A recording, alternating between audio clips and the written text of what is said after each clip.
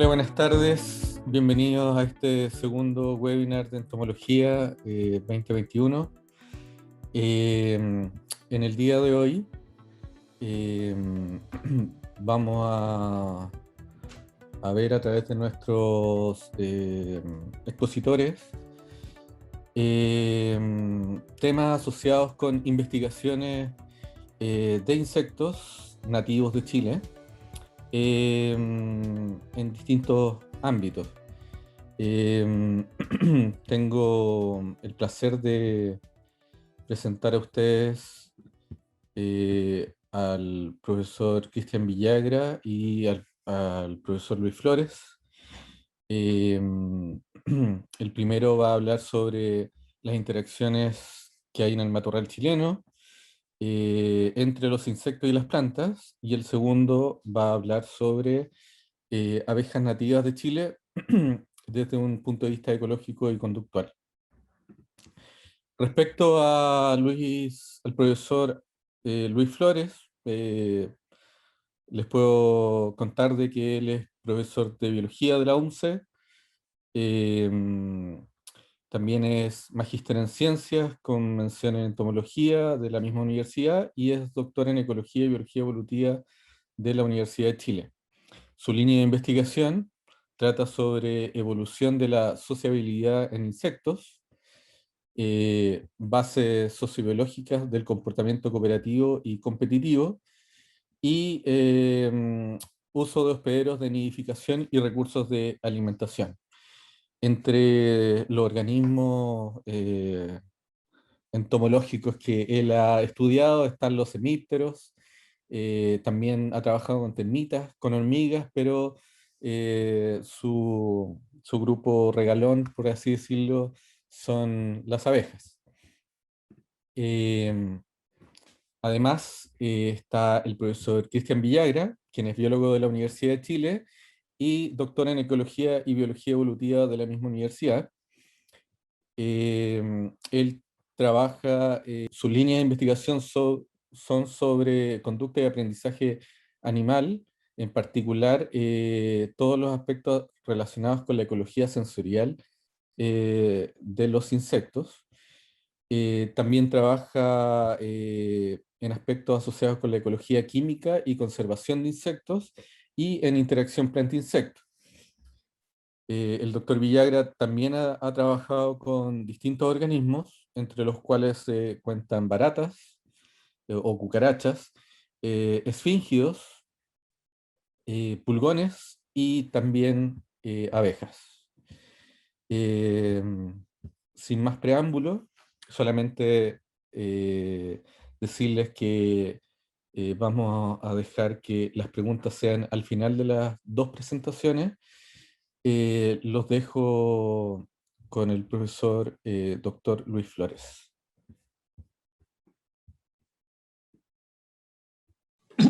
Gracias, Antonio. Bueno, primero que todo quiero saludar a todas las personas que asisten a este webinar y agradecer precisamente por su presencia.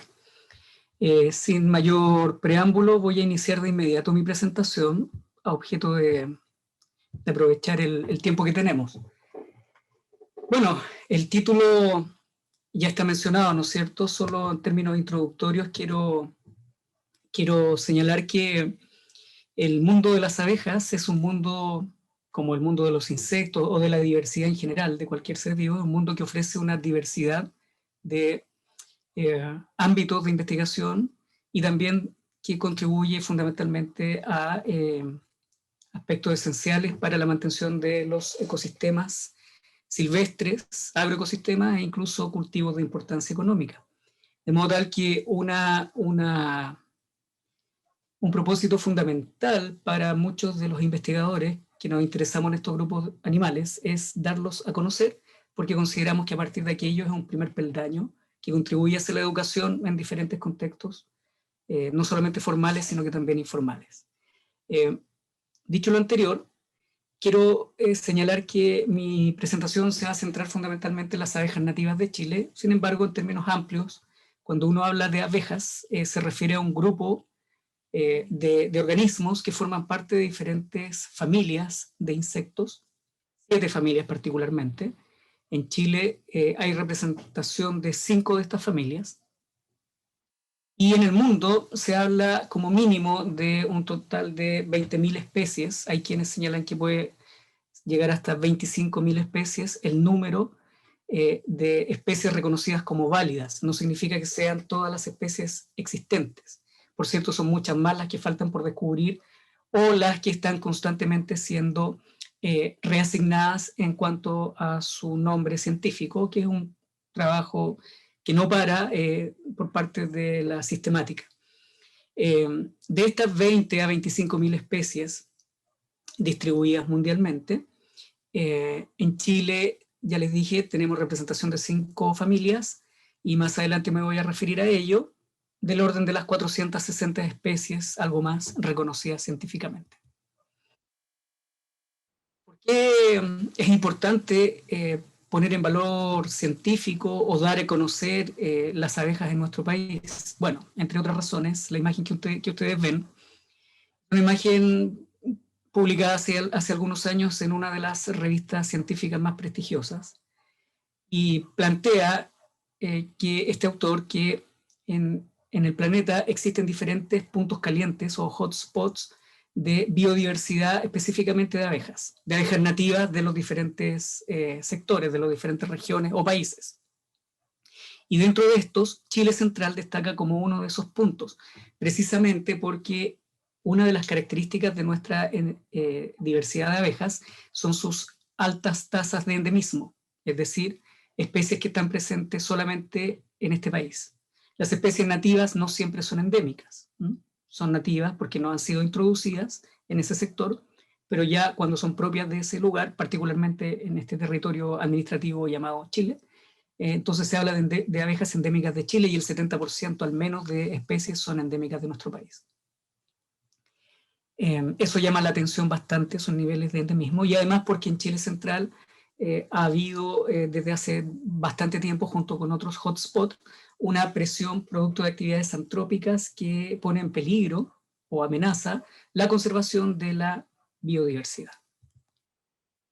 El conocimiento entomológico que se tiene de las abejas en Chile es de muy larga data. Ya a mediados de 1800 se publica en la obra de Jay, particularmente en el tomo sexto, el primer catálogo reconocido de especies para nuestro país, con una, digamos, taxonomía distinta a la que se conoce actualmente, pero ya desde mediados de 1800 es que se comienzan a conocer científicamente nuestras especies. Y eso se lo debemos fundamentalmente al naturalista Claudio Gay y a científicos que colaboraron con él, precisamente en la identificación de gran parte de estas especies, principalmente Maximiliano Spínola.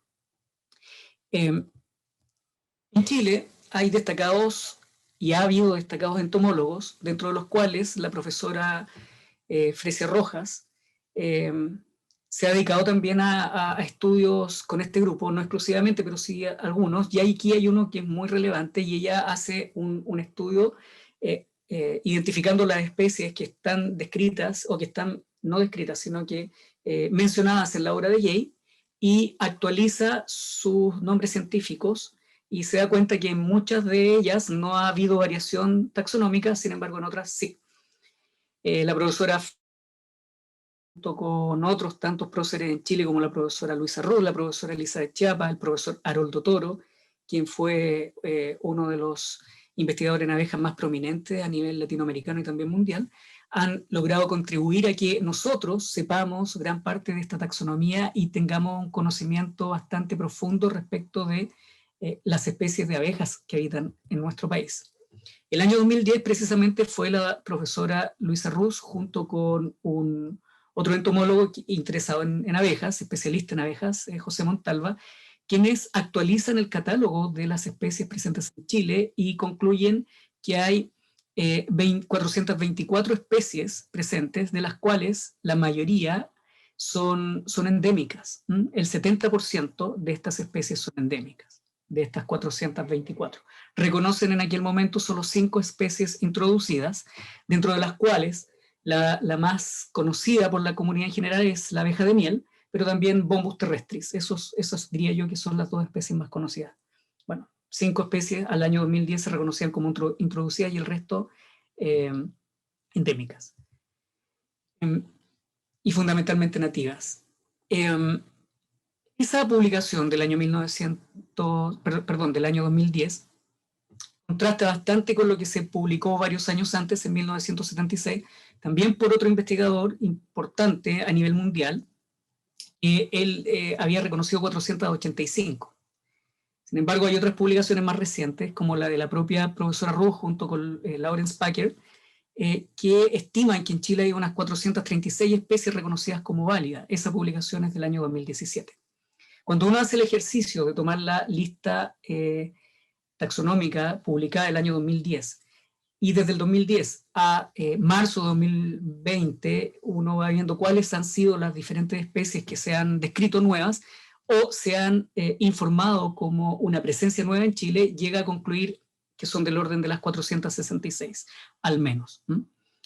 Se estima que todos los años van apareciendo nuevas especies y que también hay conflictos taxonómicos que son resueltos por los especialistas, y esos números entonces totales van variando. ¿Cuál es la distribución de esta apidofauna, de estas especies de abejas en nuestro país, de las especies nativas? Bueno, si uno lo hace en forma ordenada por familia, uno detecta que la principal distribución geográfica que tiene nuestro país es en la región central, desde Coquimbo básicamente hasta la Araucanía. En esas regiones es donde distribuye la mayor cantidad de especies. Uno lo constata, por ejemplo, en la familia Andrenidae, que es una de las 5 familias, en Colétide o Coyétide, Alictide, Megaquilide, y también en Apide, que es la 5ª familia. Por lo tanto, cuando uno observa la distribución de estas especies nativas en nuestro país, de las 5 familias, nuevamente constata que entre Coquimbo y la región del Maule aproximadamente, o la región de la Araucanía, en Chile central, es el ambiente o están los ecosistemas donde estas abejas han evolucionado y están presentes. Ahora, ¿qué se sabe respecto de sus estados de conservación?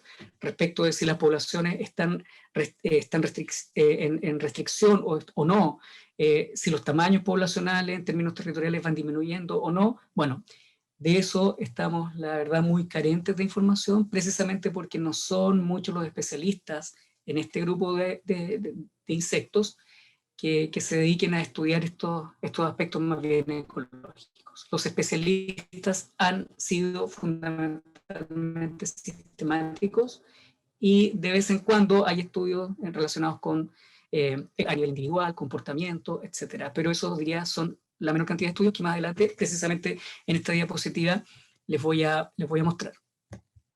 En relación con el comportamiento, se sabe, yo publiqué, este año salió publicado un capítulo de un libro cuya cita está presente en esa diapositiva, donde hice una recopilación bibliográfica por lo menos de 100 años de estudios publicados sobre abejas en Chile. Y la verdad es que en relación con el comportamiento, estudios que se enfoquen en aspectos conductuales o que tengan su foco en otros aspectos, pero que también describan, analicen o discutan ciertas variables conductuales, la verdad no son muchos. Y fundamentalmente en esos estudios el principal foco de interés ha sido describir o estudiar la nidificación de las abejas, en algunos casos la reproducción, y en otros casos ciertos comportamientos que tienen que ver con su nivel de sociabilidad. Entonces, por color, ustedes ven en esta diapositiva, lo que más se ha estudiado tiene que ver con la nidificación, y lo que menos se ha estudiado tiene que ver con la reproducción y con la sociabilidad o conductas relacionadas con sociabilidad, que son los colores rojo y café, que están destacados. De forma tal que ¿me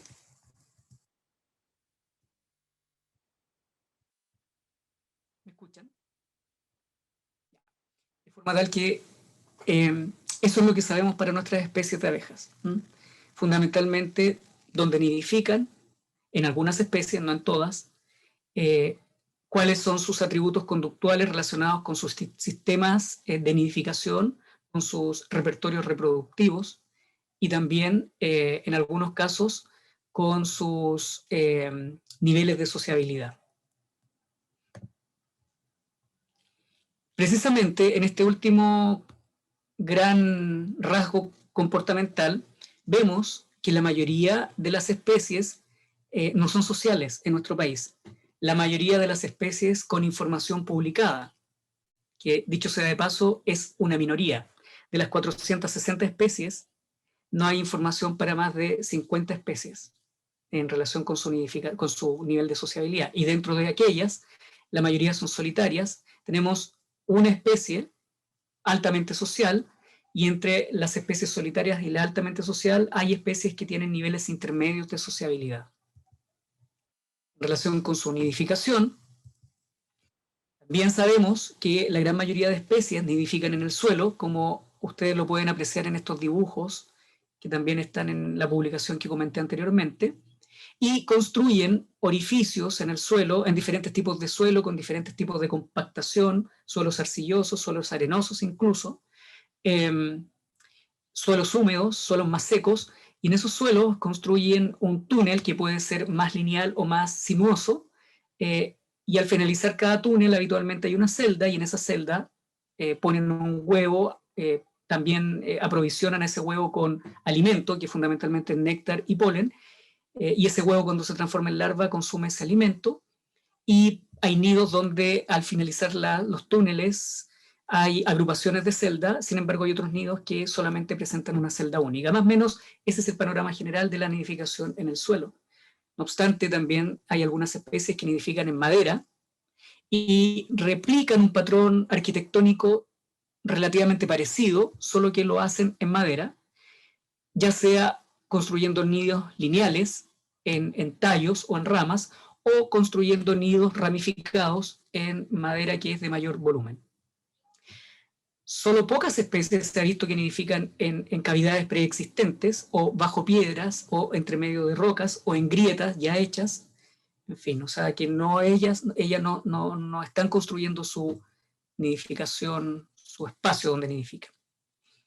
Ya para ir terminando, en relación con la especialización trófica, es decir, qué tan amplia o restringida es la dieta en términos de las flores que visitan, a qué grupos taxonómicos botánicos pertenecen. Se habla que cuando las especies de abejas visitan flores de plantas pertenecientes a la misma familia botánica, son especialistas o están especializadas, y a ese tipo de abejas se les denomina oligolécticas, consumen polen desde una familia botánica. En cambio, cuando las abejas visitan especies de más de una familia, se les denomina polilécticas. Y ya cuando visitan prácticamente un solo género, se les conoce como monolécticas. Y toda esta terminología está vinculada con la colecta de polen, no de néctar. Y eso es súper también interesante, porque las abejas fundamentalmente van a colectar polen y néctar, no solo néctar. La literatura nos dice que pueden ser especialistas de polen, pero pueden ser generalistas de néctar. Y eso es algo que todavía el mundo científico en general en el planeta está debatiendo, y probablemente lo que hasta la fecha se conozca como especies especialistas lo sean solo de algunos ítems tróficos y no de todos. Pero si seguimos esta terminología y entendemos a las especies oligolécticas como especialistas y a las especies polilécticas como generalistas, vemos que ellas tienen una serie de adaptaciones morfológicas y también conductuales que les permiten preferir cierto tipo de recursos. Por ejemplo, en sus patas, la mayoría, pero también en su abdomen, tienen ciertos pelos que les permiten adherir polen, o ciertas estructuras, como las abejas de miel y otras, que son unos canastillos en las cuales almacenan gran cantidad de polen, y así hay diferentes estructuras que les permiten realizar esa tarea. ¿Qué sabemos en Chile? Bueno, nuevamente, de lo poco que se sabe, la mayor parte de las especies donde hay información que permita confirmar su amplitud de dieta son polilécticas, y la menor parte de estas especies son oligolécticas. En esta diapositiva ustedes ven cómo las abejas visitan distintas especies florales, de ellas colectan néctar, pero también polen. Con este polen construyen esta masa de polen mezclado con néctar, que puede ser más o menos sólida, más diluida o menos diluida. más viscosa o menos viscosa en otras palabras, y sobre ella ponen un huevo. Este es un huevo de una especie de abeja que no tiene más de 1 centímetro de longitud y coloca un huevo bastante grande. Entonces, cuando uno hace estudios palinológicos, puede confirmar si las especies son o no más o menos generalistas, y de esos estudios, nuevamente en nuestro país, para abejas nativas, no son muchos. Ya finalizando, en este trabajo, nosotros últimamente quisimos hacer una nueva publicación. Antes de eso, les quiero comentar que si ustedes necesitan más información, por favor, los dejo cordialmente invitados para que revisen parte de la poca literatura que existe para nuestras abejas. Por ejemplo, hay un artículo en la revista chilena de entomología que ya es algo antiguo, pero todavía tiene menos de 10 años y es bastante completo, donde está publicado una síntesis bastante profunda en temas relacionados con la sociabilidad de los himenóptera para nuestro país y fundamentalmente para las abejas. Ese artículo es de libre acceso. Luego hay un capítulo del libro que se tiene que adquirir. No quiero hacerles propaganda solo por que compren el libro, sino que en ese libro, si a quienes le interesa, hay un capítulo que escribí en relación precisamente con los insectos, qué se sabe de sociabilidad en insectos de Chile, no solamente en abejas, que actualiza, digamos, el conocimiento distribuido desde 1920 a la fecha. Y lo que les estaba diciendo en la diapositiva anterior es que actualmente nos publicaron un artículo científico en una revista bastante prestigiosa, eh, que a nosotros los investigadores, este artículo lo lideró el doctor Francisco Fonturbel de la Universidad Católica de Valparaíso, pero lo que se hizo aquí fue recuperar una base de datos que la profesora Luisa Ross hace algunos años, hace 10 años en particular, digitalizó la información de 36.010 especímenes de la colección de abejas más grande en todo Chile y una de las más importantes a nivel latinoamericana, que es la colección que está en la Universidad Católica de Valparaíso, que fue fundada y ampliada fundamentalmente por el profesor Haroldo Toro y también una serie de colaboradores nacionales y extranjeros. Y en esa colección nosotros hacemos una nueva reactualización de la información que se sabe para nuestras especies a nivel ecológico, conductual, trófico y social. Y también es de libre acceso, de modo tal que para profundizar más estos temas los dejo cordialmente invitados, y de esa forma quienes estén interesados vamos a poder ir conociendo mucho más nuestra propia diversidad de abejas para contribuir con su conservación. Muchas gracias.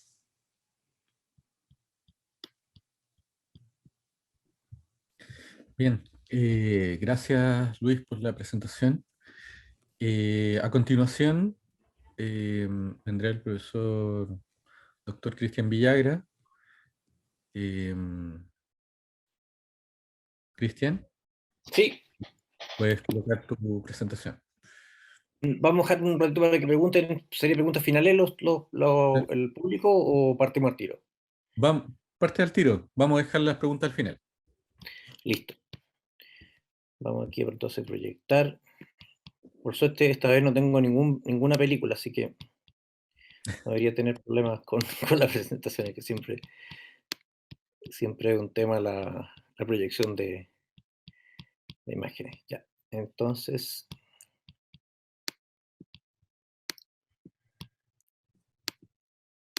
share. Por favor, me confirman si se ve diapositiva. Se ve la diapositiva, Ya. pero todavía no en ahí Ahí le sí. proyecté full screen. Ahí está, perfecto. Genial, muchas gracias por la invitación y por la asistencia a todos ustedes. Lo que yo voy a conversar un poco tiene que ver, bien en el marco de lo que presentó el profesor Luis recién sobre los aspectos de la diversidad y la unicidad o el grado de endemismo que tenemos nosotros en Chile, y las particularidades que provee nuestros diferentes biomas que tenemos en Chile, y cómo esto es una riqueza súper interesante y que desde el punto de vista de la ecología de los insectos está muy poquito explorado, como bien señaló el profesor en su presentación. Entonces, una pequeña como recordatorio para escalar más o menos de lo que estamos hablando.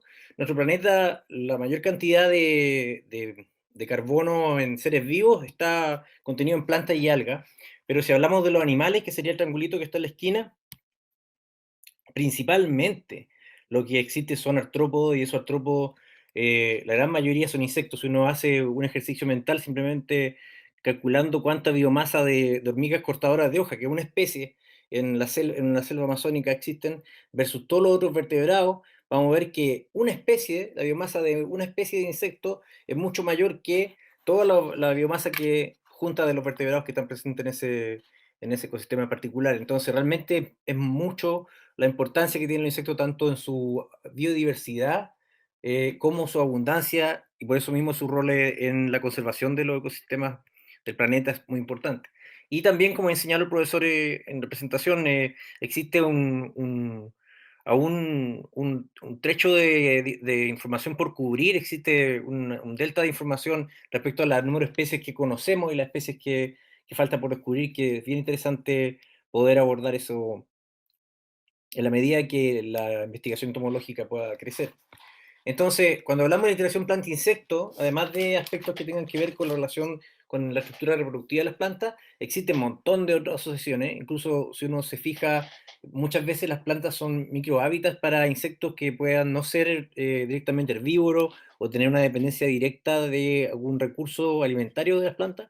Y eso es bien interesante porque, por ejemplo, acá vemos una caña que puede ser una quila en el caso de Chile, y se quedan espacios en los cuales se acumula un poquito de agua, y en esas pocitas se desarrollan zancudos y otro larvas. Entonces estamos hablando que las plantas son, además de un recurso, un hábitat muy importante para el desarrollo de los insectos. Pero sin duda existe una explosión de diversidad de insectos cuando aparecen las plantas con flora, y por eso hay una gran diversidad de insectos que están asociados a la estructura reproductiva y florales de las plantas, que en el caso de lo que acaba de presentar el profesor Luis, está representado fuertemente por la abeja. Y nosotros estamos, como mencionábamos al principio, estamos en una zona que es uno de los centros importantes de biodiversidad y que está bajo amenaza. Por lo tanto, es muy importante que podamos cubrir y completar la información que nos hace falta respecto a la biodiversidad de insectos.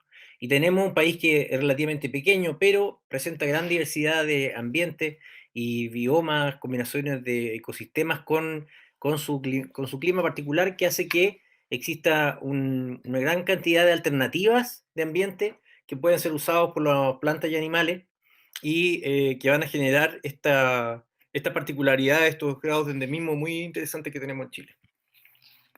Entonces, si hablamos de las plantas que tenemos acá en Chile, existen una gran cantidad de plantas que son endémicas, y existen género y familia endémicos. Eso es muy, muy interesante porque hace que las cosas que ocurren en este lado de los Andes puedan ser únicas y muy particulares, por lo tanto requieran la atención tanto de su estudio a nivel de su taxonomía, descripción de la especie de insectos asociados a estas plantas nativas, como también los potenciales valores que puedan tener en la conservación del ecosistema, y también incluso las funciones que se le puedan obtener aplicadas incluso a estas asociaciones. Por ejemplo, está el caso del olivillo, que como se conoce muy bien, tiene una distribución disyunta. Hay unos bosques que están en los desiertos, en zonas donde hay oasis de neblina, como Fray Jorge, y su resto de distribución está bastante al sur. Entonces, ahí es donde encontramos interacciones interesantes con insectos, como el caso de este coleóptero, que se ha descrito que está asociado a algunas especies bien esclerófilas que contamos, y fuertemente con el olivillo. Entonces, ahí es donde podemos encontrar que la especificidad de las asociaciones que podemos llegar a encontrar en los plantas de insectos en Chile puede ser muy, muy interesante. También en los casos de dependencia reproductiva, como lo que pasa con el keule, se ha estudiado últimamente, hay trabajos que se han sacado recientemente por investigadores chilenos que han mostrado la fuerte dependencia que tiene esta planta con dípteros, que son sus vectores de polinización, y se ha hecho estudio en el cual se ha encontrado que existen una fuerte dependencia de este árbol para su transporte del polen, de estos dípteros que son sílfidos en este caso. Entonces, estamos hablando de que, además de existir grupos de plantas que son altamente endémicas, a este grupo de plantas hay que sobreponer toda una comunidad de insectos que pueden ser insectos que dependan de la planta para alguna etapa de su ciclo de vida en particular, y también los insectos que pueden estar jugando un rol clave en la mantención de esta vegetación nativa que queremos, por supuesto, conservar. Entonces, es sumamente importante la entomología, el rol que cumple la entomología en este contexto. Voy a mostrar un caso de una planta nativa que nosotros hemos estudiado, que es Notera caulis, que es conocida también como Don Diego de la Noche, y que es una planta que tiene una distribución en Chile central, un poquito más hacia el sur, y se puede encontrar tanto en la costa como en la cordillera. Y lo otro que resulta bien interesante es que esta es una planta que es una sucesora temprana, o sea, puede cuando hay un deslizamiento de tierra natural o puede haber hecho una alteración antrópica, esta planta que es nativa es capaz de ser un colonizador temprano de este espacio. Entonces, es muy interesante como por su valor en recuperación de cierto ecosistema. Nosotros estudiamos esta planta tanto en la costa como en la cordillera, y en el caso de la costa, que es una planta que florece el atardecer y durante la noche la flor está disponible hasta temprano en la mañana, lo que se encuentra es que en general las especies que visitan a estas flores cuando están recién abriendo sus flores son insectos que son larcenistas o oportunistas en términos de la visita floral y consumen el polen y néctar de esta planta, pero muy poco probablemente sean polinizadores. Existen visitas de algunas abejas líctidas, pero lamentablemente estas abejas visitan la flor cuando ha pasado la noche, y principalmente nosotros la encontramos posadas tomando sol más que interesadas en sacar algún recurso porque ya la flor estaba ceneciendo. También encontramos bombilidos que comían polen en la mañana, pero básicamente hay una pérdida de la asociación con una polilla fíngida, que era el principal polinizador de esta especie, debido a que las zonas costeras, como ustedes saben, existe mucha contaminación lumínica y muy pocas zonas que aún quedan, como el caso de los muelles, que mantiene su biodiversidad nativa. Entonces, eso es lo que pasa, y además de haber estos ladrones de polen y néctar, o sea, queremos destacar aquí que cuando hay un animal visitando una flor, no necesariamente hacer un polinizador, puede venir a comerse los recursos y no participar de la polinización. Además de esto, bueno, de día nuevamente llegan algunos coleópteros que son también ladrones de polen, se comen el polen acá de las flores, y también hay otras asociaciones, por ejemplo aquí vemos algunas arañitas que van a comerse estos trips que llegan ya cuando la flor no va quedando casi nada de la flor, llegan estas arañitas a comerse los trips. También encontramos insectos parásitos que parasitan la fruta que se está formando cuando la flor es fertilizada. Llegan polillas a poner sus huevitos también ahí en este fruto en formación, y esto es una pérdida de número de descendientes para la planta. Y también, como ustedes pueden ver aquí, esto que parece como una culebrita, es una larva del esfingido que luego como adulto tiene un destino bien triste porque muy pocos pueden llegar a las flores porque se pierden con la contaminación lumínica, muchos mueren en los focos.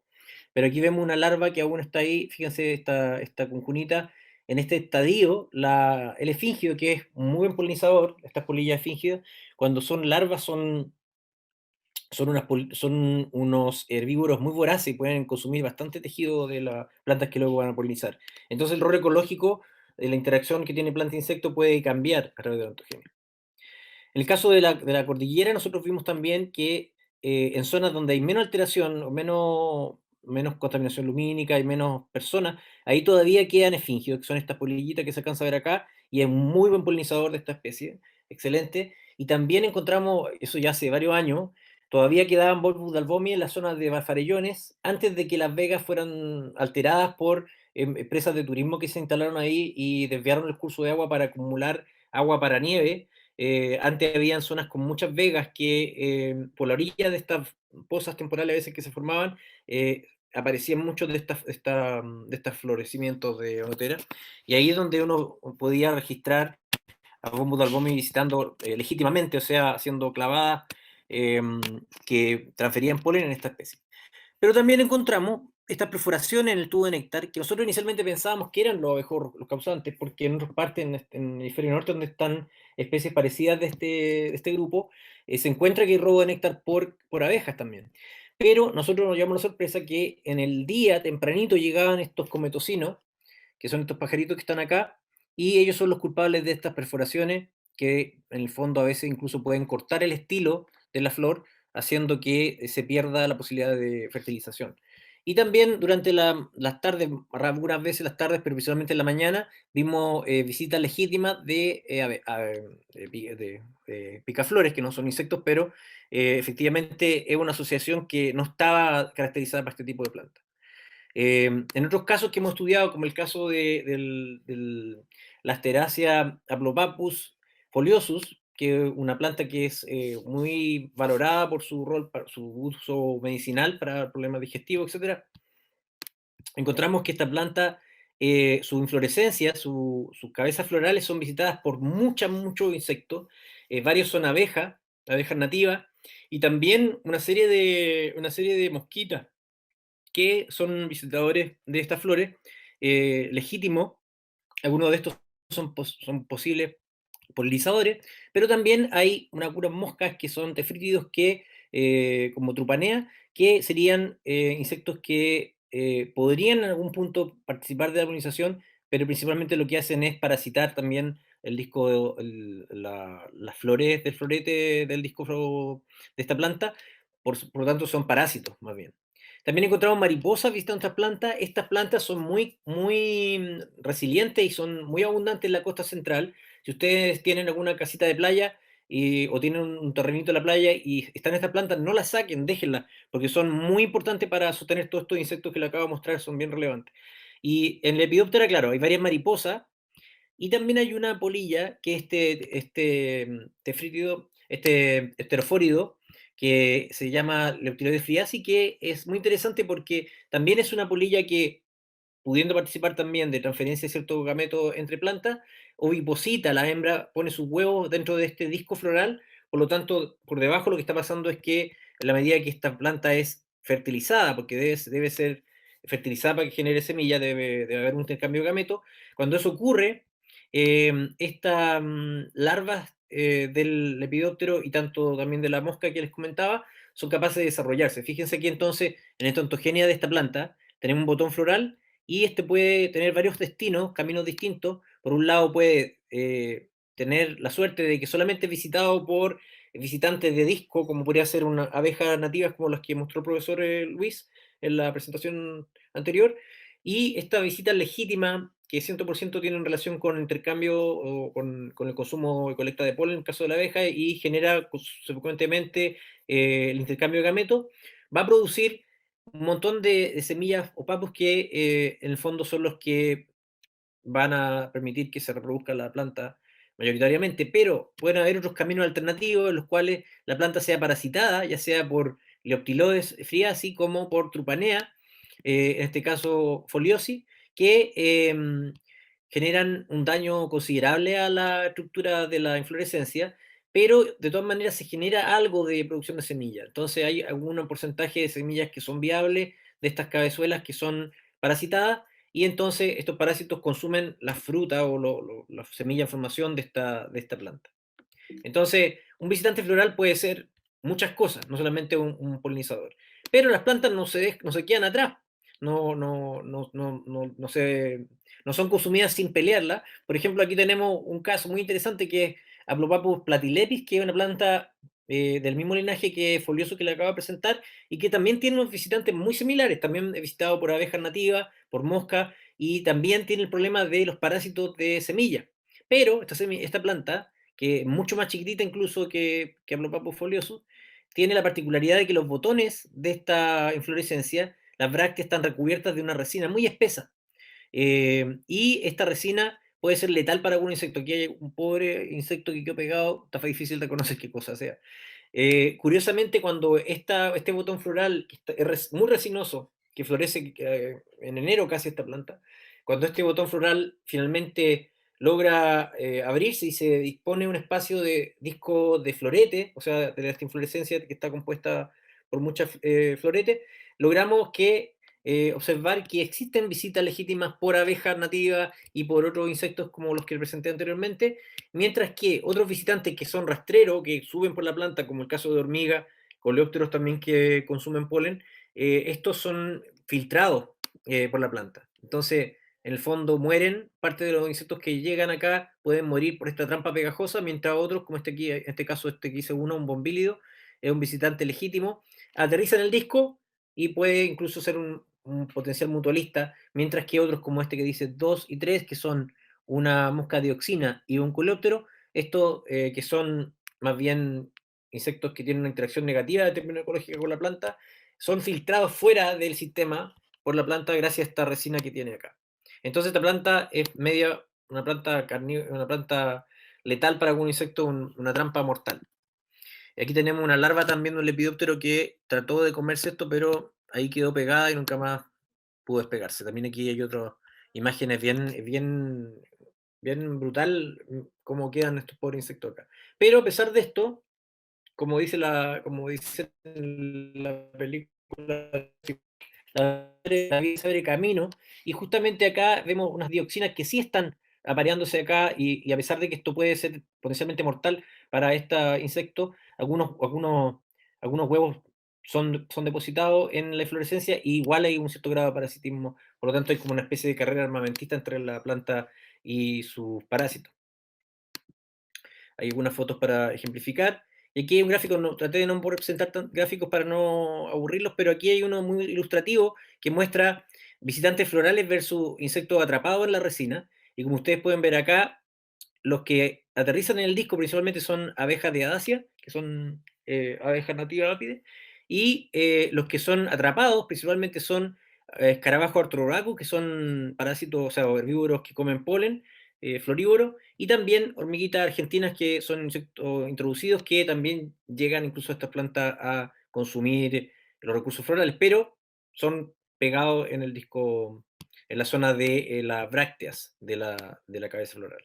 Por último, lo que les quiero mostrar es un tipo de asociación planta-insecto que es menos conocido, tal vez en general, que es muy similar al caso cuando los niños hacen una casa en un árbol. Acá hay un grupo de organismos que es capaz de construir estructuras en las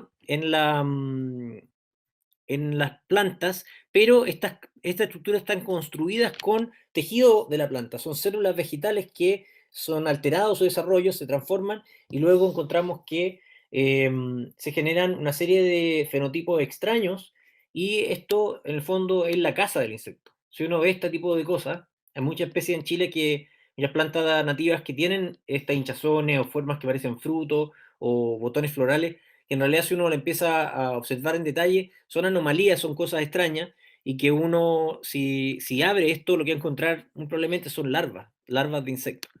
Entonces, esto se le llaman agallas o cecidias, y hay muchos grupos de artrópodos que pueden hacer esta estructura, no solamente insectos, y es una asociación antigua ya, planta-insecto bastante antigua.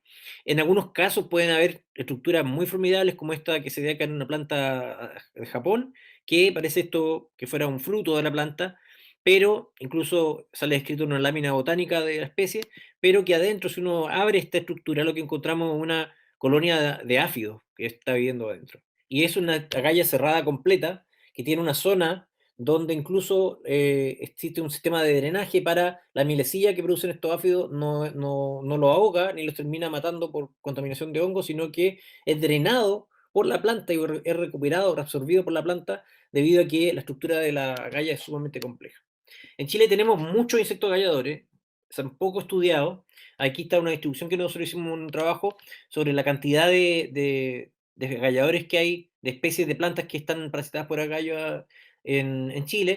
Y, por ejemplo, si empezamos a mirar acá eh, diferentes grupos, vemos que en el caso de los chinos son muy parasitados, y mucha gente pregunta a veces en las redes sociales, siempre la gente pregunta cómo elimino esta plaga del chinus o del molle. Y en realidad no es una plaga, porque es una asociación con un insecto, un cílido nativo, que es muy estrecha, y está en todo el género Chinus. Hay diferentes especies que están ocupando este rol de agallador.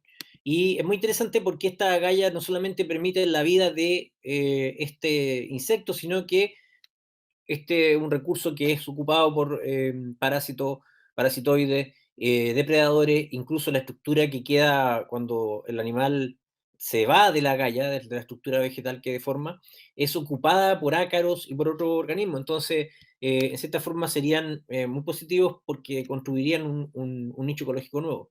En Asteracia también hay, en Aplopapus también hay, como el que les mostré recién, este Aplopapus multifolio, donde se ve esta especie de yema que se ve en el ápice de esta rama, que sería el lugar donde deberíamos encontrar una flor, pero acá hay una especie de como alcachofa que en realidad lo que tiene adentro es una larva de cecidómino, que son unos dípteros que son capaces de construir esta estructura producto de la inducción de defensas químicas por la planta por un lado y por la interacción con simbionte. Aquí está un dibujo que hizo un estudiante sobre esta especie que describimos de cecidómino.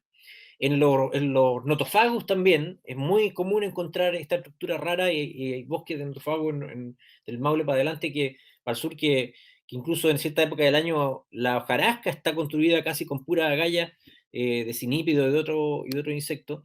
Y acá tenemos algo interesante que en el sur, en algunas partes del sur, la gente consume esta galla, que le llaman la frutilla del guayo. Por ejemplo, en nuestro fago oblicua se ve esta forma que es muy particular y que dice la gente que tiene un saborcito un poco ácido, pero bueno, lo que están comiéndose es una galla y adentro probablemente tenga sus larvitas de cecidómeno en este caso. Entonces, son comestibles, la gente se las come, y no solamente este caso, la interacción planta-insecto gallador se ha descrito como una interacción que permite también la alimentación de herbívoros vertebrados en muchas partes del mundo. Bueno, así como este caso, hay muchos otros. Por ejemplo, aquí tenemos en Mistacias, tenemos el boldo, que también tiene esta hinchazón en las ramas, que también es producido por una mosquita cecidómido que, además de construir esta agalla muy lignificada, permite, cuando ya evacúa esta agalla la mosca, permite la generación de una casa de madera, prácticamente una casa de madera pequeñita, que es ocupada por miriápodos por arañas y un montón de ácaros que habitan luego este nuevo nicho que se genera. Entonces, en términos de la ecología, que nosotros tenemos un background ecológico también, resulta llamativo porque sería la construcción de un nicho, eso se le llama ingeniero ecosistémico en ecología. Y así también en Euphorbiaceae está este caso muy relevante del coyihuay que Claudio Navarro y Valentina Muñoz estuvieron trabajando en este sistema, y esta planta del matorral chileno es muy interesante porque genera agallas en la inflorescencia masculina, que si ustedes se fijan acá se empieza a deformar la inflorescencia y incluso hay zonas donde igual pueden haber algunas flores que producen polen todavía acá, pero hay una gran parte de esta flor, de esta inflorescencia que quedó deformada, y adentro hay una serie de larvas de cecidómido de una mosca que están habitando. Pero la curiosidad más interesante de este tipo de agallas es que la estructura que se genera es muy perdurable, permanece en el arbustito, incluso puede durar varios años. Entonces, después de que ya los cecidómidos o se murieron o fueron consumidos por un parasitoide que los transformó en más larvas de su especie, o algún depredador, o tuvieron la suerte de llegar a la etapa adulta. Cuando pasa todo esto, la galla queda como una estructura lignificada con una apertura de salida que permite justamente que esta casa de madera pueda ser colonizada por muchísimos insectos. Nosotros habíamos no encontrado tantos insectos como en este caso, más de 25 especies encontró Claudio con Valentina, bueno, entre insectos y otros artrópodos, además de los parasitoides que ya se conocen, que están asociados a este sistema. Y hay una cosa interesante, que durante la etapa de invierno, otoño, es posible incluso encontrar especies de melaquista, arañas que son hormigas nativas, que pueden colonizar estas agallas vacías, y entonces tenemos que el hormiguero, en vez de estar distribuido en diferentes cámaras subterráneas, aquí el hormiguero de melaquista estaría distribuido en estas agallas que va utilizando para estos fines. Es muy interesante cómo se genera esto, porque la asociación, cuando las plantas logran nidificar cuando las hormigas logran nidificar en ciertas plantas, sucede que también la planta adquiere un mutualista adicional, que sería un defensor muy, muy, muy valeroso de su estructura, como son las hormigas, y esto se ha encontrado en muchas otras asociaciones en que las hormigas pueden nidificar dentro de estructuras de la planta, por ejemplo, pasa en muchas especies de espinos. Además de esto encontramos también polixénidos, que son miriápodos muy, muy bonitos, son bien pequeñitos y con un aspecto bien tierno, y también pseudoescorpiones que podrían habitar esta estructura que construye la galladora. ¿Por qué todo esto resulta importante y por qué nosotros en la entomología nos llama tanto la atención los insectos nativos? Y es porque dentro de los problemas que tenemos en el medio ambiente actual, el cambio climático es uno de 9 problemas graves que tenemos. Y si ustedes se fijan en este gráfico que muestra los límites planetarios según Stockholm, los límites que están más sobrepasados, además del cambio climático, es la pérdida de biodiversidad y los aspectos que tienen que ver con la contaminación. Y la pérdida de biodiversidad está relacionada justamente con que los insectos van perdiendo su hábitat y las plantas nativas. Imagínense acá, alguien tuvo la genial idea de la costa central de Chile, en la Ballena, en la playa de la Ballena, construir un radier sobre el litoral a pocos metros de la costa, aplastando todo este ecosistema de cactus nativos muy único. Y si ustedes se fijan, la única vida que hay acá en este radier son malezas, que son fatales porque en el fondo además no permiten que existan esta diversidad que acabamos de mencionar. Entonces es fundamental que se pueda prevenir la pérdida de hábitat y que se produzcan ecocidios como este que hay acá, en que se transformó todo un borde costero en una playa gigante que ahora con todo lo que ha pasado se ha erosionado y es realmente una catástrofe ecológica lo que está pasando. Entonces, para la biodiversidad de insectos nativos es clave que nosotros tomemos carta en el asunto sobre esto. Se sabe que si alteramos los ambientes naturales, por ejemplo, introduciendo planta maleza, lo que vamos a hacer también es que se distorsione la composición comunitaria. Aquí mi estudiante Patricia Enríquez, junto con otros colegas, estudiamos cómo la presencia de malezas en zonas de alta montaña podría afectar la biodiversidad de abejas nativas, y encontramos justamente que cuando hay una abundancia espacial de maleza exótica, lo que pasa es que hay una distorsión de la composición comunitaria de la abeja nativa, y lo que termina esto sucediendo es que se pierden las abejas grandes, se va perdiendo las abejas de más grande tamaño. Entonces es importante que conozcamos la biodiversidad para poder tomar carta en el asunto.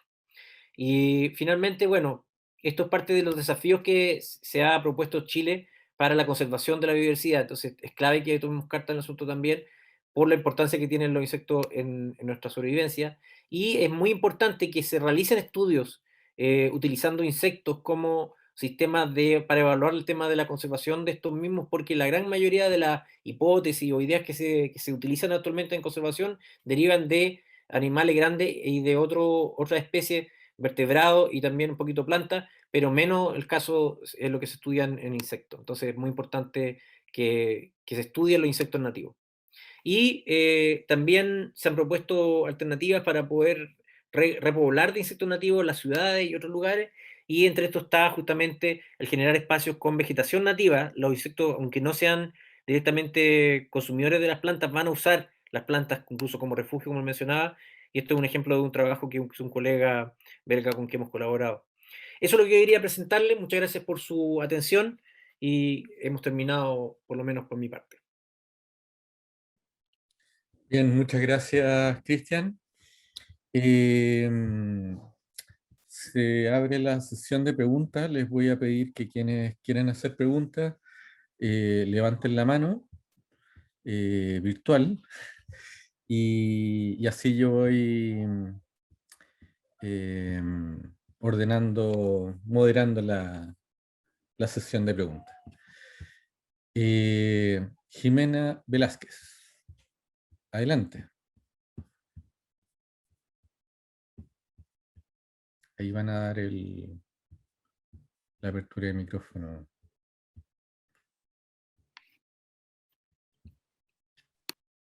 Ahora sí, ¿me escuchan? Sí. ¿Se oye? Ya, hola, buenas tardes. Bueno, primero agradecer a los dos doctores por la presentación, muy interesante, se aprendió mucho. Yo quería consultar acerca de, leí por ahí un artículo que indicaba que Chile está exportando abejas. Me parece muy interesante y me gustaría saber cuáles son las dimensiones, si es que los expositores manejan información o están involucrados dentro de ese trabajo que se está haciendo, para dónde se están exportando, etcétera.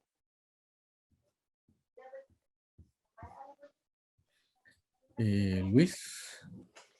Sí, mira, lo que está haciendo, hay alguna iniciativa de exportación de núcleos de abejas de miel. Fundamentalmente ha habido algunas propuestas o algunas acciones realizadas al respecto con algunos organismos del Estado, a partir de iniciativas particulares de apicultores que son parte de la red apícola, de algunas de las redes que hay. Hay una red nacional que es súper importante. Ahora, la verdad es que cuando nosotros pensamos en abejas, nosotros, los biólogos, quienes trabajamos en el Instituto de Entomología, o la mayor parte de personas que les gusta estudiar la diversidad en insectos, no piensa en abejas de miel, piensa más bien en abejas nativas. De modo tal que no hay estudios, o al menos yo no conozco estudios, y yo llevo estudiando hartos años las abejas, no conozco estudios respecto de el impacto que esto pueda generar en cuanto a las diferentes amenazas que pueda tener la importación o la exportación de abejas de miel en nuestro país y en el extranjero. Por supuesto, hay estudios en países de Europa fundamentalmente que sí han visto evidencia respecto, por ejemplo, que al aumentar las importaciones por parte de esos países, o al aumentar el manejo y la producción de avis melífera en ambientes más bien prístinos o seminaturales, disminuye la diversidad de abejas nativas. Entonces, eso es lo único que yo te puedo decir respecto de aquello. Y en el caso de Chile, sí hay bastantes estudios no de abejas melíferas, o sea, pocos estudios, la verdad, de otra especie introducida que es Bombus terrestris, en Argentina sobre todo, que por supuesto ha ocasionado problemas fundamentales a las poblaciones del bombus nativo de los argentinos, que nuestro bombus de Albomi, porque es nativo de Chile, Argentina, es endémico de esta zona, y la importación no de los argentinos, sino que que ha ocurrido en nuestro país. El bombus terrestre ha sido importado fundamentalmente por Chile y se ha desplazado hacia Argentina. En Argentina no hay importación de bombus terrestres, sin embargo, este bombus terrestre que vienen del lado chileno, que van desde el lado chileno hacia el argentino, ha ocasionado, y eso sí está demostrado con publicaciones, bastantes problemas. Entonces, para redondear, las abejas nativas pueden ser dañadas, sí, por la presencia de abejas introducidas, sí. Hay estudios en Chile, muy poco. Hay estudios en el extranjero, hay bastantes. Y exportación de abejas nativas, no, eso no se exporta, ni se importa. Perfecto. Eso, Jimena. Ya, gracias. No hay por qué.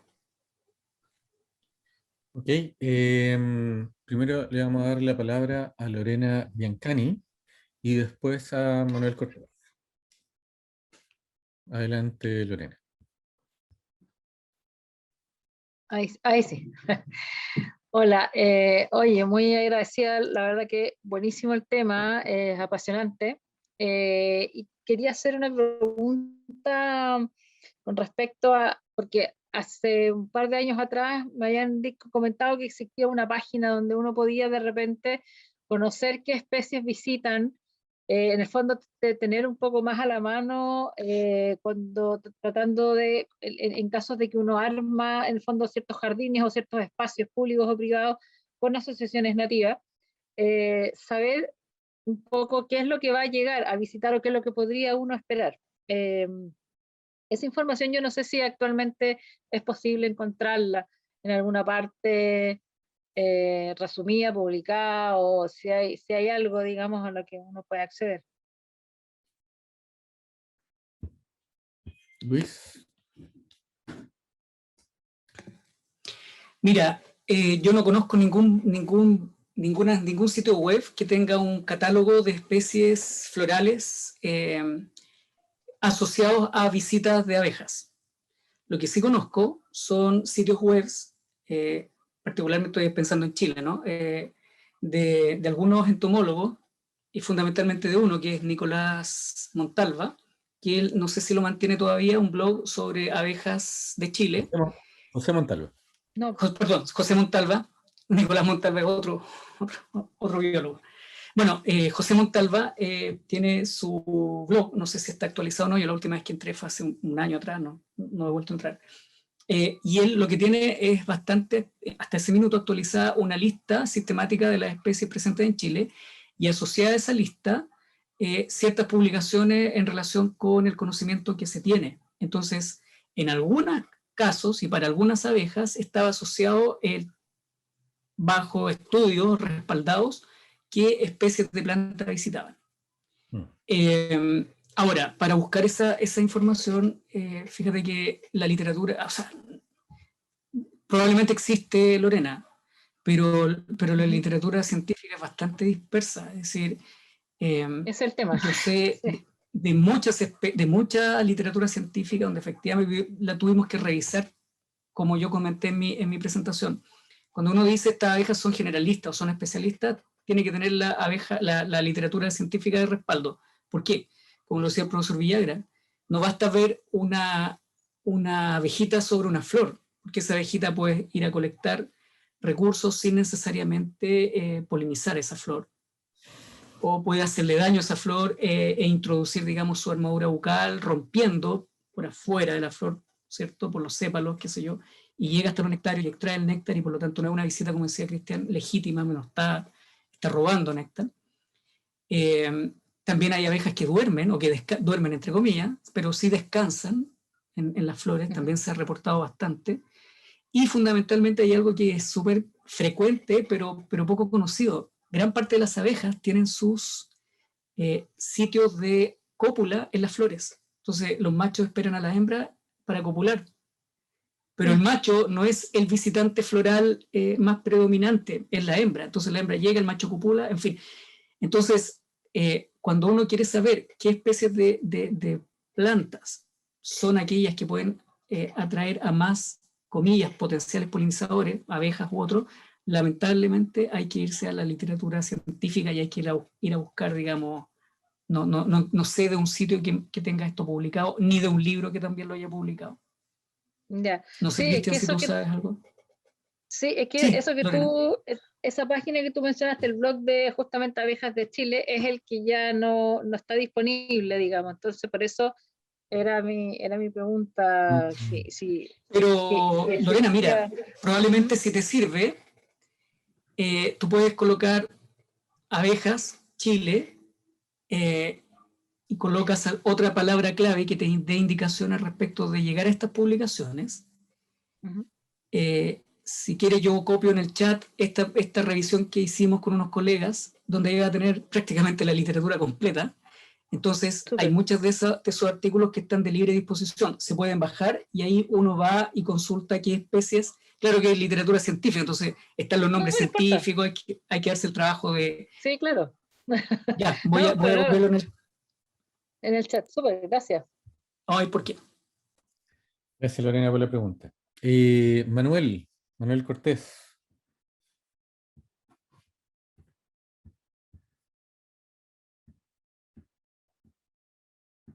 Bajó la mano, profesor.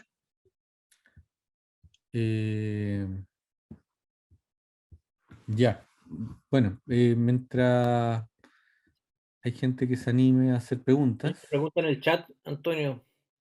Sí, hay preguntas en el chat, pero ¿alguien levantó la mano? Manuel Cortés todavía tiene la mano levantada. Manuel. Sí, era Manuel.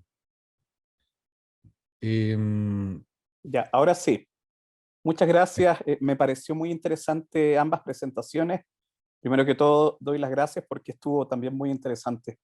Me llamó la atención desde el punto de vista de la conservación lo que presentó Luis y también lo que presentó Cristian, en el sentido de si se está haciendo algo, por ejemplo, ahí en Farellones y también en los Molles, Primero que todo, porque hace poco a mí me tocó viajar para allá y realmente el panorama es desolador.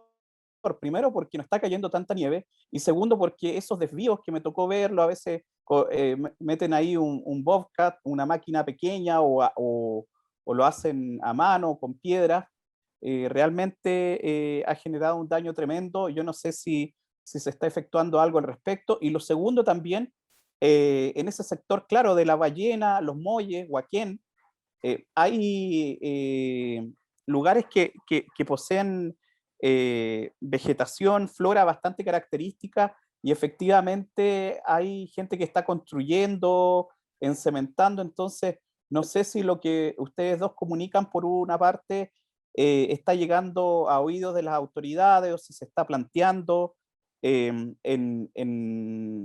digamos, a la opinión política, a la opinión pública, para que se concientice al respecto. Y la segunda pregunta va para el profesor Luis Flores, porque el tema de las abejas yo lo desconozco un poco, pero sí sé de primera fuente. En comunidades agrícolas rurales le dan mucha importancia, especialmente en el ámbito de la citricultura, en el ámbito de ciertos cultivos de la agricultura familiar campesina, y le temen mucho a los efectos de las heladas sobre las abejas. Entonces, en ese sentido, yo quisiera también preguntar, lo desconozco, si todas son afectadas por la helada de distinta forma, igual forma, si realmente este fenómeno se ha ido incrementando, el efecto de las heladas sobre las abejas también. Esas son mis preguntas. Gracias, Manuel. No sé si Cristian quiere Sí, yo puedo contestar. contestar la primera pregunta sobre los lugares. Gracias, Manuel, por tu palabra y por tu pregunta. Respecto a esos dos sitios que mencionas, en el caso de Farellones, nosotros nos tocó ir a mirar unos sitios que hemos trabajado por un proyecto anterior hace muy poco tiempo, durante la pandemia, de hecho, el año pasado. Y resulta que efectivamente hay, como tú mencionas, captaciones de agua que han hecho las empresas turísticas que la ocupan luego para tener aprovisionamiento para generar nieve. Ellos con estos acoplamientos de agua que hacen desviando los cursos naturales de los riachuelos, ellos generan nieve. Y el daño que yo creo que se está haciendo ahí es bien fuerte, y debería la comuna que ha dado solicitaciones tomar carta en el asunto, porque ahora que estamos en una situación crítica con el tema hídrico, yo creo que es momento de que se consideren estos aspectos, porque se está perjudicando, además de a la comunidad de personas asociadas a todo el camino que circula esa agua, a todos estos insectos que estamos mostrando que dependen estrechamente de estas vegas que se van generando, porque se va regando el cerro hacia abajo y mantiene todo un ecosistema. Entonces, es una cosa que está en punto muerto, que no hemos visto que la municipalidad, a pesar de que las personas naturales de la zona, nosotros hemos conversado, están muy interesadas en que eso se corrija. No hemos visto que haya, por lo menos la municipalidad asociada, me parece que Barnechea, si no me equivoco, esté tomando carta en el asunto. Habría que averiguar eso a ese nivel. En el caso de los Molles, nosotros hemos trabajado varios años en diferentes proyectos en esa zona, incluyendo proyectos que incluyen cactáceas nativas de ahí que tienen todo problema de conservación, y lo que hemos nosotros producido en términos de investigación lo hemos hecho llegar a las comisiones y a los estamentos que han tomado últimamente decisiones en términos de proteger esa zona. Esperemos que eso se considere, porque se hizo con esa intención de poder, en el fondo, proveer de insumos ambientales sobre la biodiversidad de esa zona. Y efectivamente, como tú señalas, la situación es crítica, porque hay una zona de alrededor de 7 kilómetros, que es la interfase de la zona más desértica y luego al esclerófilo, que es justamente donde hay una riqueza de especies nativas y endémicas de la zona muy alta, y nosotros hemos descrito también género incluso de este insecto de esa zona. Por lo tanto, diría, de todas maneras, es un parque nacional esa zona. Esa interfase Pichidangui y Los Molles debería ser un parque nacional y no un lugar para la especulación inmobiliaria, que es la situación que se vive ahora.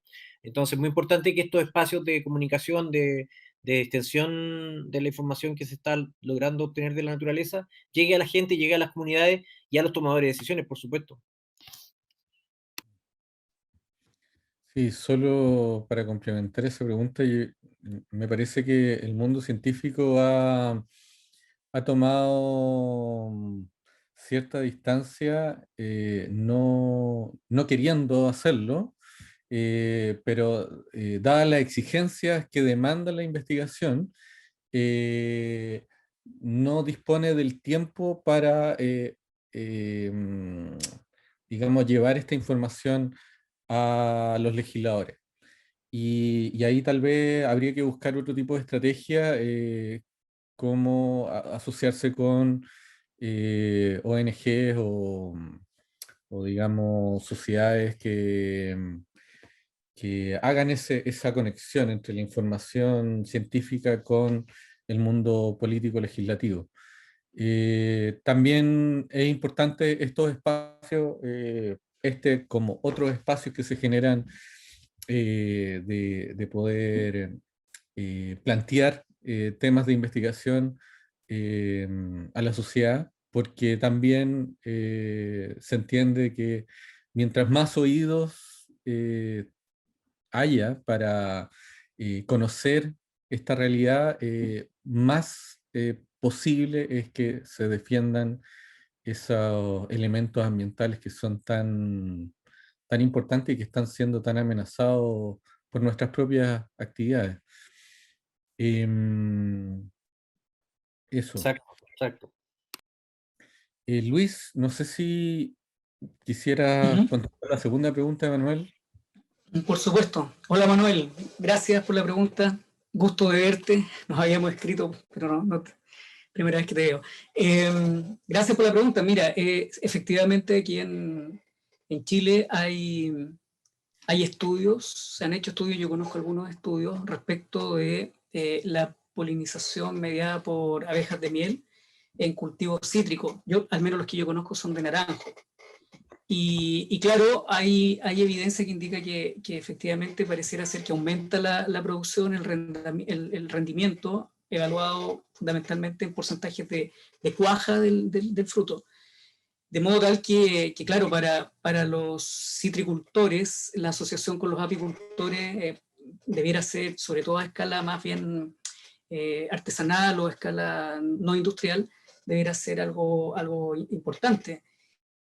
Respecto de aunque debo hacer el paréntesis, hay alguna información respecto de frutales y también de cítrico, en España, por ejemplo, donde hay evidencia contraria, donde se indica que la polinización mediada por Apis mellifera, en ciertos contextos, digamos, nunca aquí hay que generalizar, por cierto, porque los estudios siempre tienen que, depende del contexto ecológico particular donde se hagan, como todos, ¿no es cierto?, sabemos.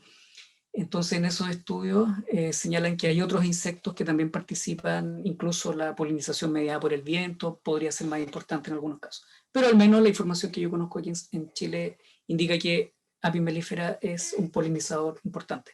Y respecto de la amenaza que representan las heladas respecto de la abeja de miel, claro, las abejas de miel tienen como todo organismo, ¿no es cierto?, un rango de tolerancia térmica, y precisamente las abejas de miel son capaces de independizarse hasta cierto punto de la temperatura externa, a partir de un comportamiento que ellas realizan al interior de las colmenas y que permiten elevar un poquito, en algunos grados, en 1 o 2 grados, la temperatura que existe al interior de la colmena.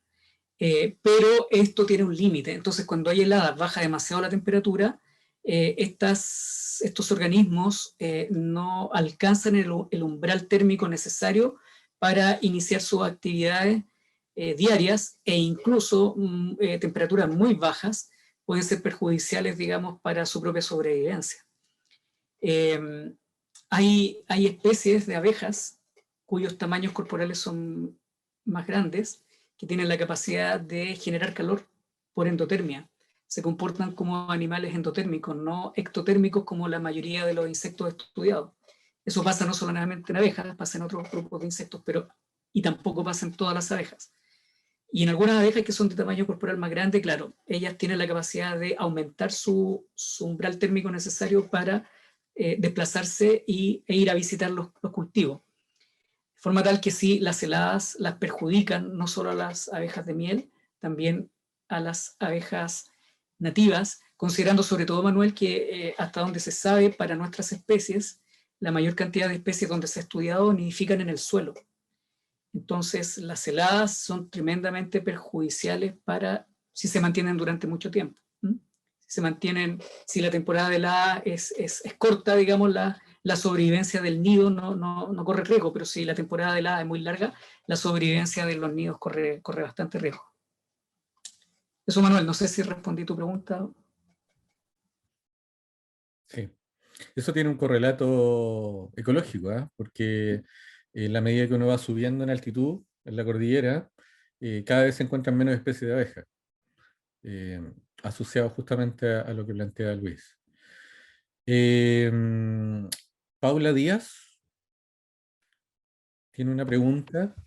Hola, buenas tardes. ¿Me escuchan? ¿Sí?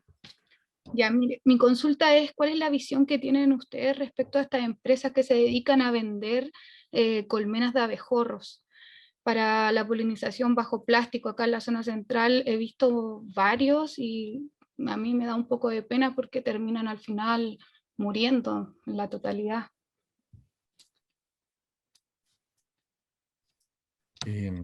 Luis, no sé si... Sí, mira, tu pregunta es da para mucha conversación, mucha discusión, es muy interesante desde esa perspectiva porque si nos ponemos en el lugar del abejorro mismo, claro, los abejorros terminan muriendo muchas veces y eso no es deseable. Si nos ponemos en el lugar de las especies nativas, también son impactadas.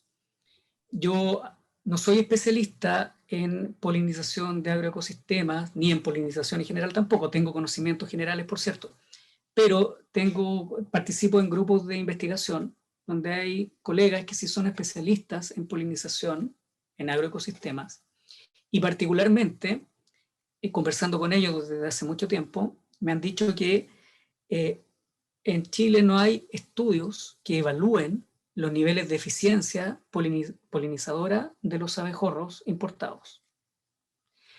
Se entiende y claramente que hay ciertas especies de invernadero, como tú señalas, que necesitan la polinización que se llama por sonicación o de bus de algunas especies de abejas, y no son todas las especies de abejas que pueden ejercer esa conducta vibratoria que genera esta sonicación, que permite entonces la remoción de los granos de polen. El tomate es una de las plantas características que requiere ese tipo de polinización. Hasta donde se sabe, la mayor parte de las especies nativas de abejas no realiza ese tipo de polinización. Hay algunas que sí, algunas especies que son más bien nativas del norte de Chile, pero comparten una distribución con sus países vecinos por el norte, Perú y Bolivia. Entonces el abejorro viene a suplir ese tipo de polinización en ese tipo de plantas. Pero también se ha empleado para polinización, por ejemplo, de arándano. Hay agricultores que compran colmenas de abejorro.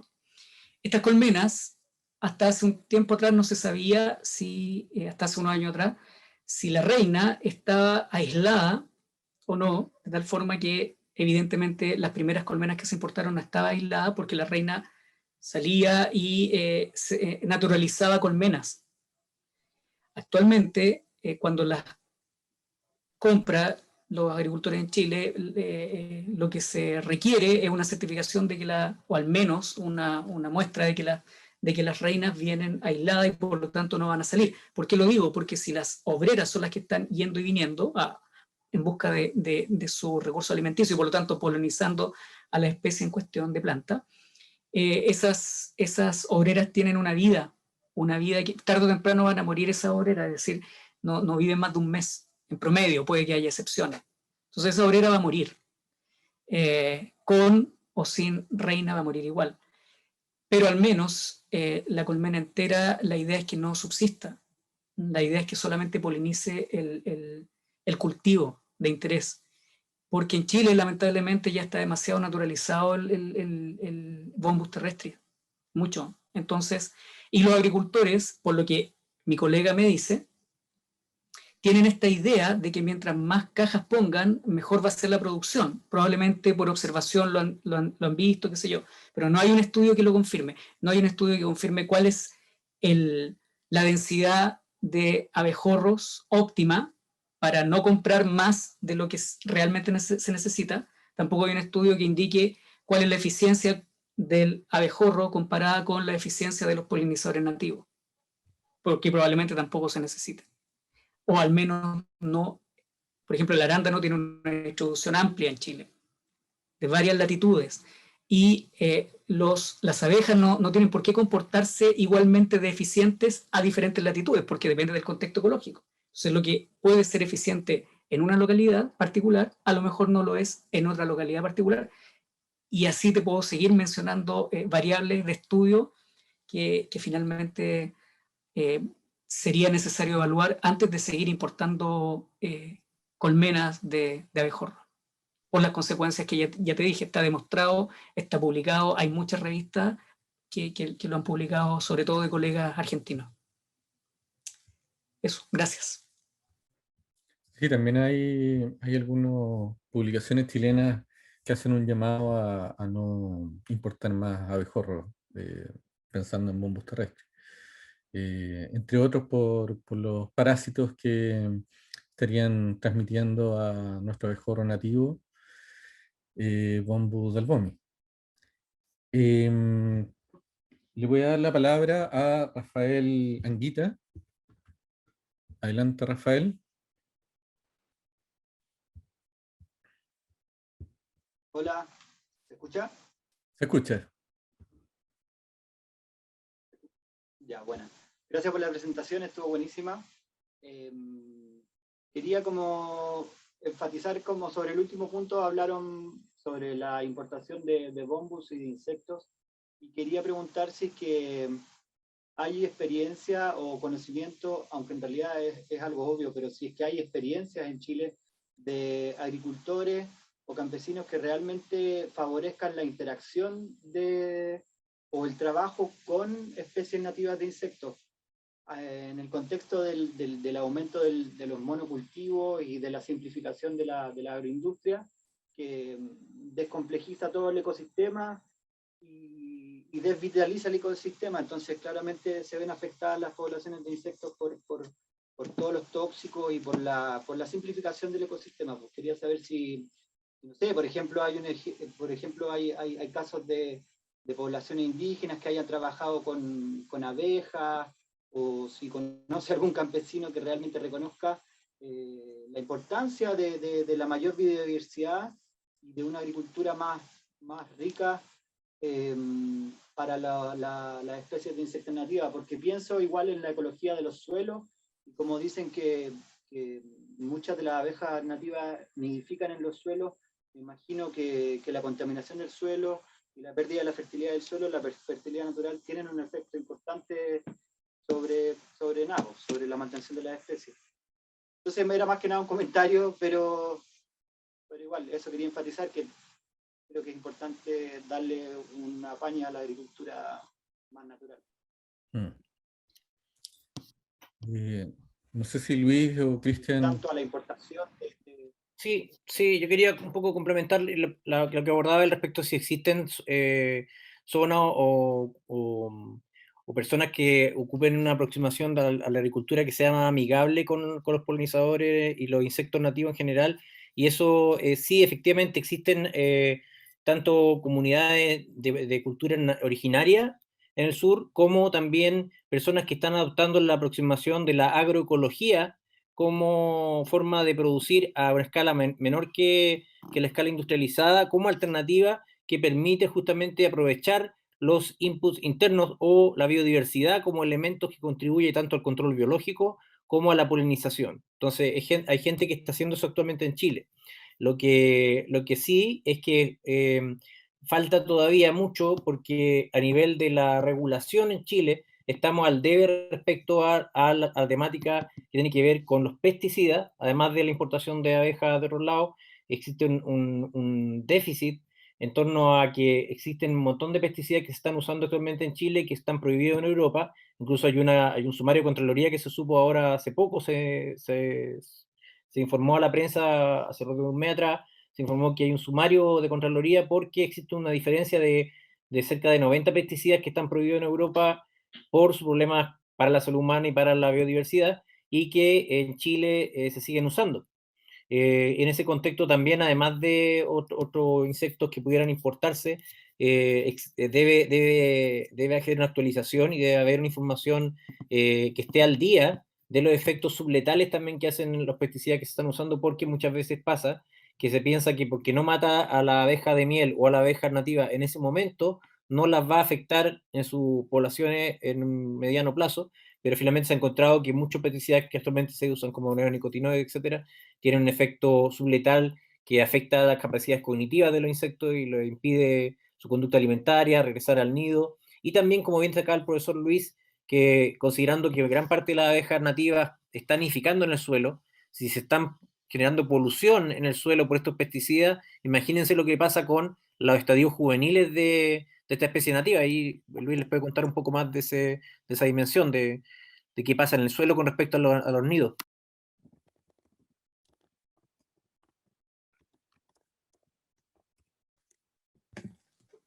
Bueno, yo solo agregar a lo que dijo el profesor Villagra, que efectivamente hay una serie de amenazas cuyos efectos se pueden estimar sobre la base de los estudios que se hacen en otras partes del mundo, donde efectivamente hay una preocupación importante por cuantificar aquello.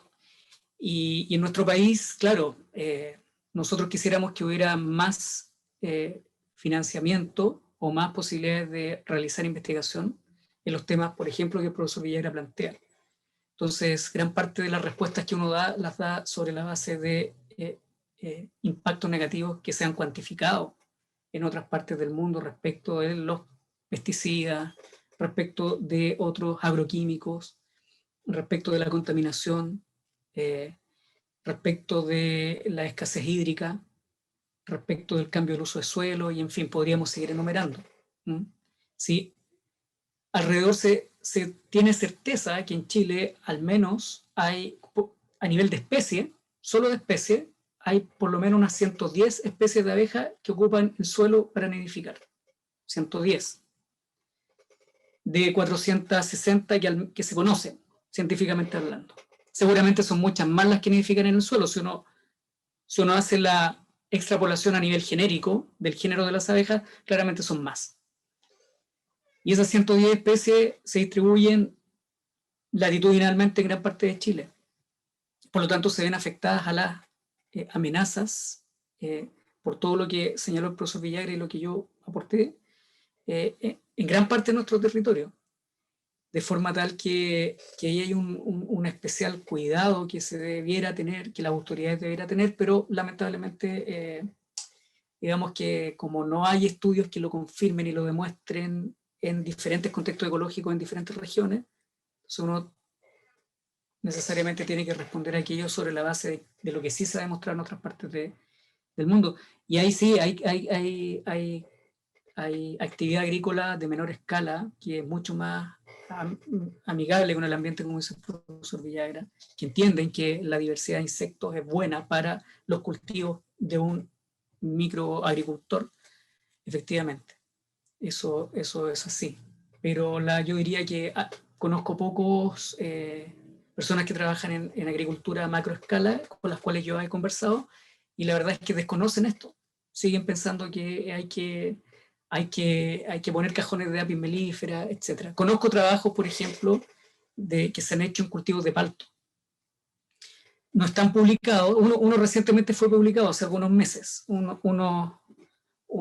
colega entomóloga y una estudiante de doctorado de esta colega, trabajando en cultivos de palto, se dieron cuenta que efectivamente la diversidad de especies de insectos y particularmente de abejas aledañas a los cultivos de palto aumentaba conforme también aumentaba la diversidad de flores ofrecidas, y que había un efecto significativamente importante respecto de aquello en la propia polinización del palto. Es más, habían especies de abejas nativas que estaban visitando paltos y que no difería significativamente la eficiencia de polinización con palto, haciendo todos los experimentos de exclusión, qué sé yo.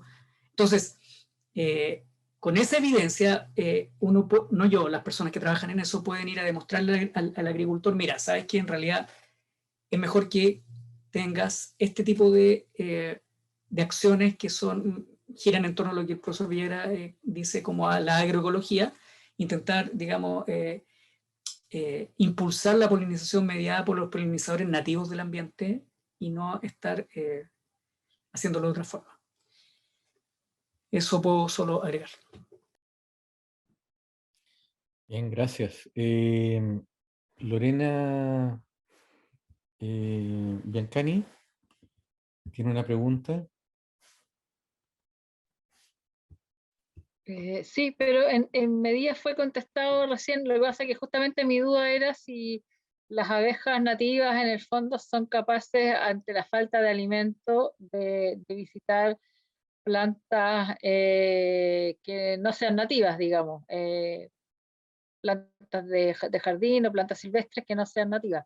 En cierta medida, con lo que acaba de decir el profesor Luis Flores, claro, yo si la traigo y la mantengo probablemente con una cierta cantidad de plantas y flores que sí son habituales, y hay una población importante, visita otras cosas también. Eso es lo que desprendo, no sé si estoy en lo correcto, digamos. Efectivamente, la mayoría de las especies en Chile, de las que se sabe, que no son muchas, pero de las que se sabe, la mayoría son generalistas. Entonces, no es que prefieran las especies nativas por sobre las introducidas. Ellas más bien realizan su elección en función de la calidad de los nutrientes que obtienen de los recursos que colectan, polen sobre todo. Entonces, si esa calidad de recursos es alta en especies de plantas introducidas, van a ir a forrajear ahí, a colectar ahí. Entonces, en Chile, claro, y para eso sí hay algunos estudios. Hay estudios que el propio José Montalva ha hecho aquí en una ladera del Cerro San Cristóbal, digamos, y él detectó precisamente que allí, o sea, imagínense, Cerro San Cristóbal con el nivel de intervención que tiene el Cerro San Cristóbal, metido entre medio, donde estás, no está metido, por cierto, pero está donde está el Cerro San Cristóbal, y detectó una gran diversidad de especies nativas de abejas, y también algunas de ellas visitando frecuentemente especies introducidas de flores. En los jardines, no sé, en los jazmines llegan mucho abejas. Don Diego de la Noche, también otra planta ornamental que es altamente visitada por abejas. Y sí eso ocurre. Y en cultivos, ¿para qué decir? Yo he visto, por ejemplo, en raps, una diversidad importante de abejas nativas, en arándanos, en frutales. Claro, también. Entonces, en las curcubitáceas llegan harto, en pasifloráceas hay harto. Entonces, las abejas van a ir donde encuentren, donde puedan satisfacer sus demandas de alimentación.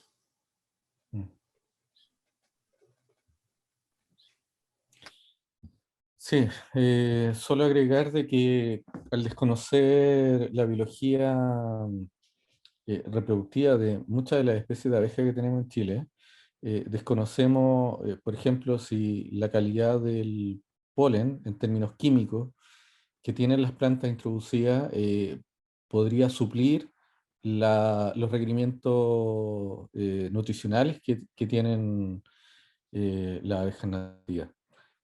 Tal vez si combinan polen de plantas introducidas con plantas nativas, eso sería un mejor resguardo, digamos, de estos requerimientos nutricionales. Mira, déjame agregar solo... perdón, te interrumpí. No, adelante.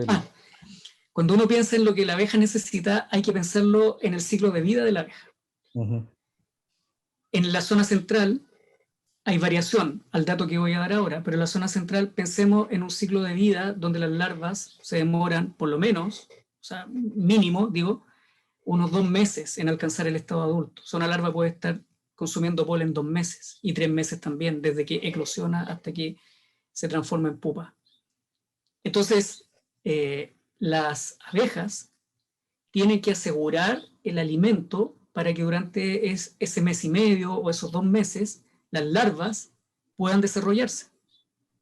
Por otra parte, las abejas no es que pongan todos los huevos el mismo día o la misma semana. Las diferentes especies, hay variación también en eso, dependiendo de la especie, pero hay especies que pueden estar como especie, no como individuo, poniendo huevos desde fines de septiembre hasta comienzos de enero. Y para todos esos huevos tienen que asegurar aprovisionamiento. Y por lo tanto, lo que ofrece el ambiente como recursos va cambiando a través de esos meses. Los periodos de floración van cambiando en función de la especie, en función de los ambientes particulares.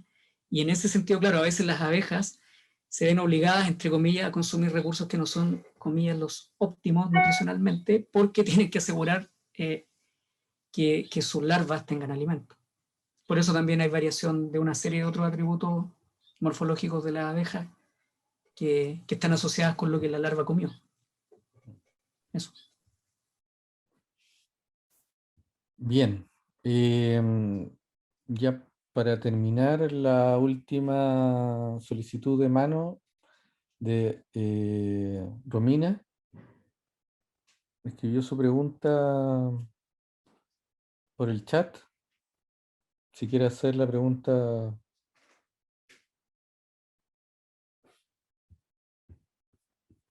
Bueno, la pregunta es para Luis. Dice, ¿la abeja nativa en comparación de la abeja mielera pone la misma cantidad de huevos? No. No. Las abejas melíferas son altamente sociales y el grupo de especies altamente sociales o eusociales pueden poner, dependiendo de la especie, cientos a miles de huevos durante su vida reproductiva. Las especies nativas, en su inmensa mayoría, no son sociales, sino que son solitarias.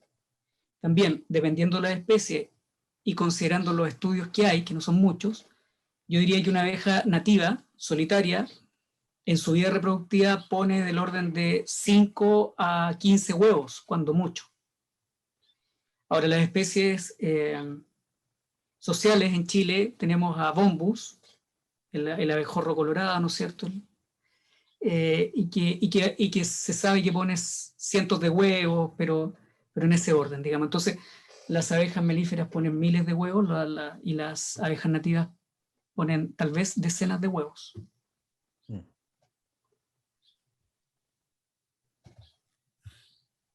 Bien.